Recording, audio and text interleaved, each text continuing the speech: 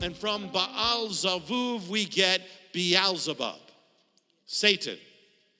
From Baal Zavul we get Beelzebul. The name of Satan is linked to the god Baal, or rather Satan himself is. What does Baal mean then? You know what Baal means? Baal means owner.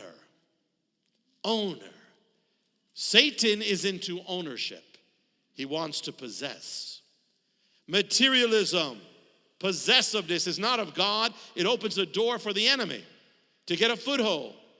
There's a link between that spirit of possessiveness, greed, possessiveness, I have to have, and the enemy, the darkness of what is satanic. It says in Ecclesiastes 5:10, or actually onward in chapter 5, I've seen a grievous evil under the sun, wealth hoarded up to the harm of the owner. Now the word owner here is actually Baal. In Hebrew, when you become an owner, you become a Baal. And it becomes grievous. It ends up hurting you if you own things. And I'm not talking about, you can, of course, we own things on the outside. But when your heart owns it, when you get attached to this thing, it becomes an idol. That's when it begins to harm you. You become possessed by your possession. And in Hebrew, you are called Baal. It would be if you said homeowner's insurance in Hebrew, it would be home Baal insurance. It's true. You own a car, you'd be called in Hebrew the Baal of the car. That means the more you own, the more you're a Baal. Many different kinds of Baal. Baal of furniture, Baal of money, Baal of your reputation, Baal. Can even be a Baal of ministry, that if you put their focus on that instead of God. Baal of your problems, Baal of your worries, Baal of guilt even. The curse, there's a curse that comes in owning in your heart. To get bogged down, entangled, attached to something that you're not supposed to be attached to. The more that you have something, the more you have to keep it, the more you have to guard it, the more you have a fear of losing it, the more you have to protect.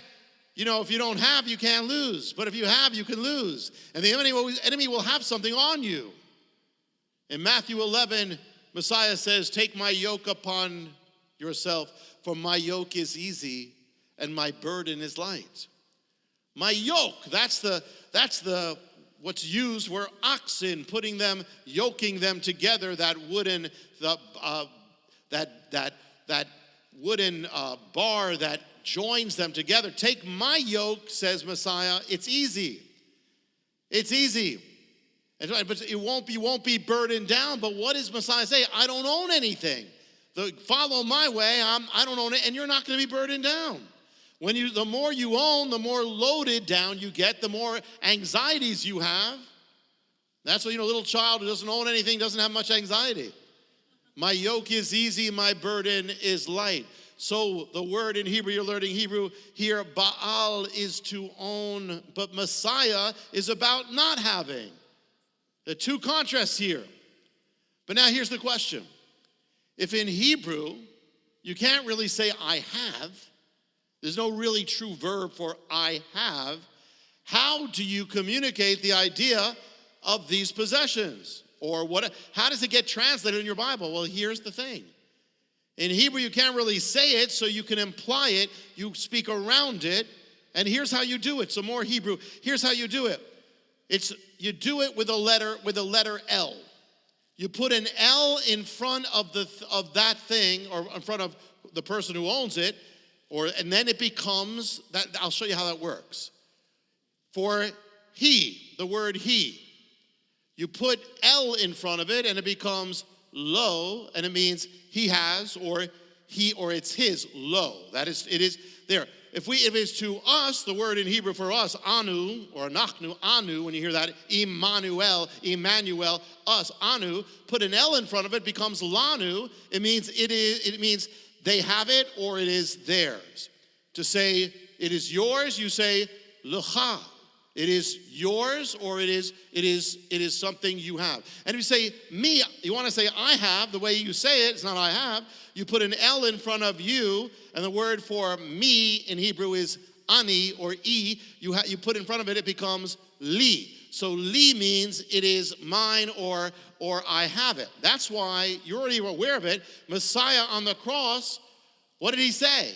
The word for God is El. So what did he say? Eli means my God. Eli, Eli, my God, my God. Or in the Song of Solomon, what is that? Dodi li, my beloved is mine. So here, that's how you get around it. But here's the thing. In Hebrew, it doesn't really mean exactly I have or it's mine. It doesn't quite mean that. What putting the L in front, what it really means is this. It's not exactly lo. It doesn't really mean he has or it's his. It really literally means it is to him.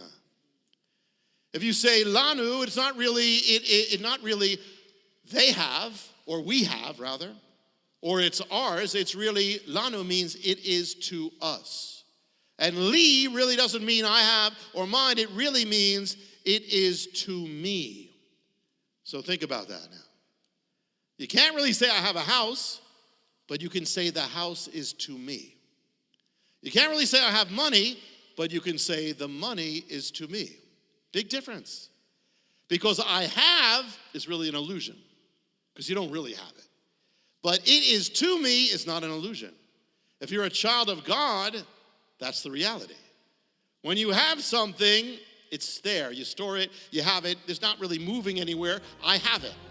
But when something is to me, there's motion. Something's happening. Something's happening. If I have something, if something is to me, then it's like it's been given to me. It's a gift. If it's to me, it's coming to me. It's being given to me. And in that same spirit, the one who receives gives.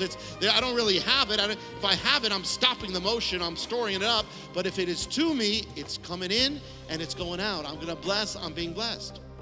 When you try to hold on.